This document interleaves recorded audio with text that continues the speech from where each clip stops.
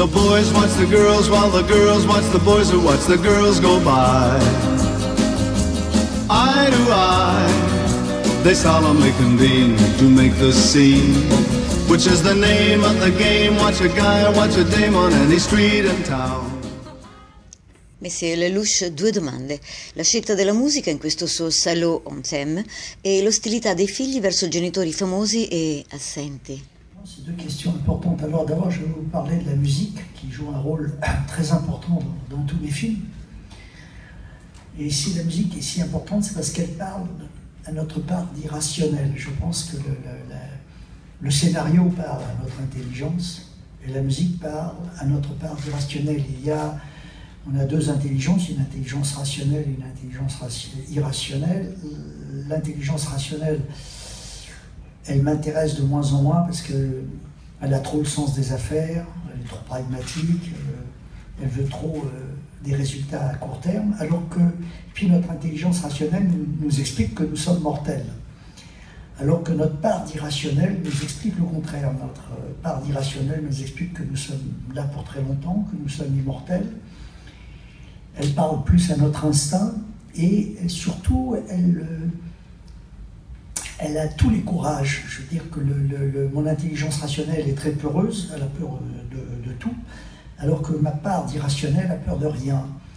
Je suis plus courageux quand je fais appel à mon irrationnel qu'à ma part de rationnel. Et j'ai découvert que la musique, c'est ce qui réveillait le mieux notre part d'irrationnel. La musique, c'est ce qui nous donnait la chair de poule, cette chose tout à fait indéfinissable. Et donc c'est pour ça que j'utilise énormément la musique dans mes films. Je me sers de la musique au moment justement où je veux toucher l'irrationnel des gens et non plus leur intelligence qui, encore une fois, a trop le sens des affaires. Alors si j'ai pris dans ce film Louis Armstrong et la Fitzgerald, c'est parce que le jazz est très très important dans mon cinéma. Je fais un peu du cinéma comme d'autres font du jazz. Il y a le scénario, les figures imposées, puis il y a les figures libres. Il y a l'improvisation. Donc j'adore le jazz, qui reste vraiment la musique que je préfère, et qui permet justement de développer un thème et d'en faire tout ce qu'on veut. Voilà.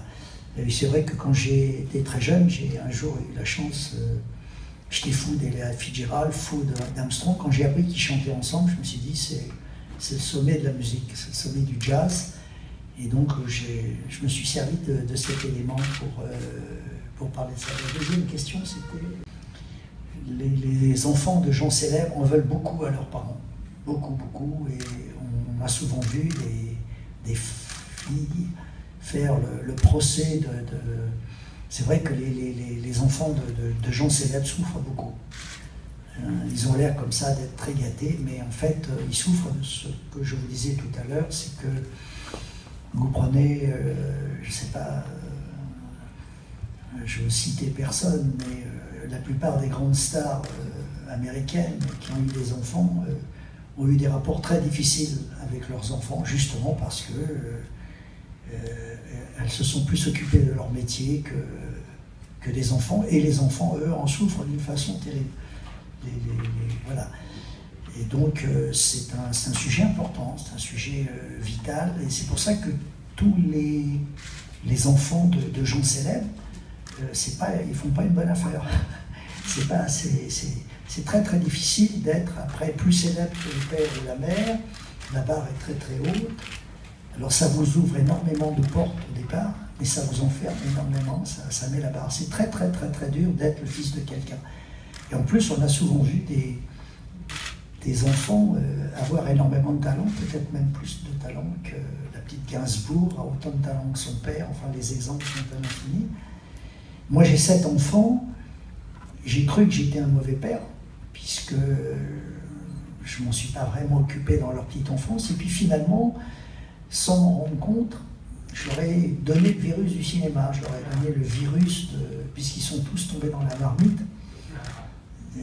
Donc ils font tous plus ou moins, mes filles sont actrices, mes 2 fils font de la mise en scène, donc inconsciemment, au bout du compte, j'ai pas été si mauvais que ça, mais c'est malgré moi.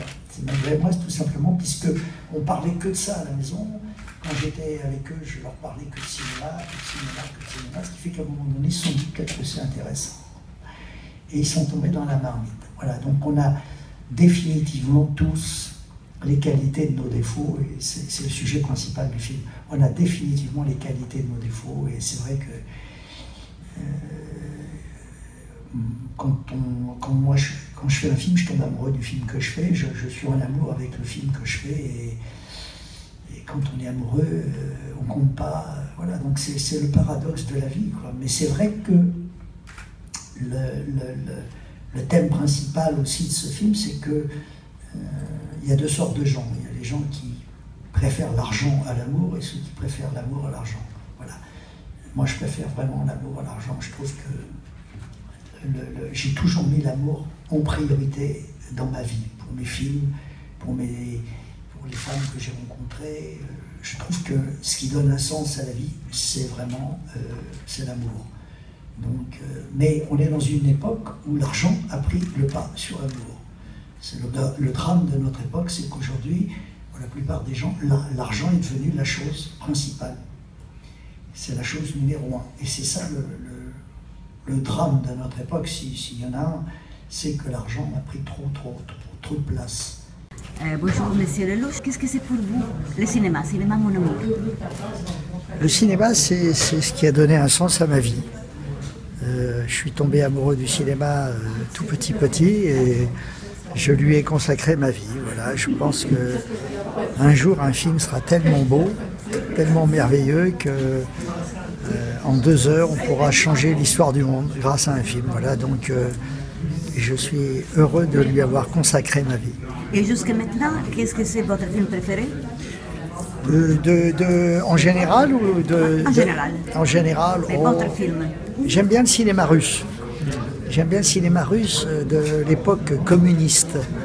Parce que comme ils n'avaient pas le droit de parler de sujets importants, ils se consacraient sur l'esthétisme. Et je trouve que l'esthétisme du cinéma russe est ce que j'ai vu de plus beau. Voilà. Et les films à vous, que vous préférez? C'est comme si vous me demandiez lequel de mes enfants je préfère. Comme disait Arthur Miller. Voilà, Okay. non, j'aime tous mes films, et peut-être un peu plus ceux qui n'ont pas trop marché, parce qu'ils m'ont fait faire des progrès, ils m'ont fait comprendre des choses. Voilà. Merci bien.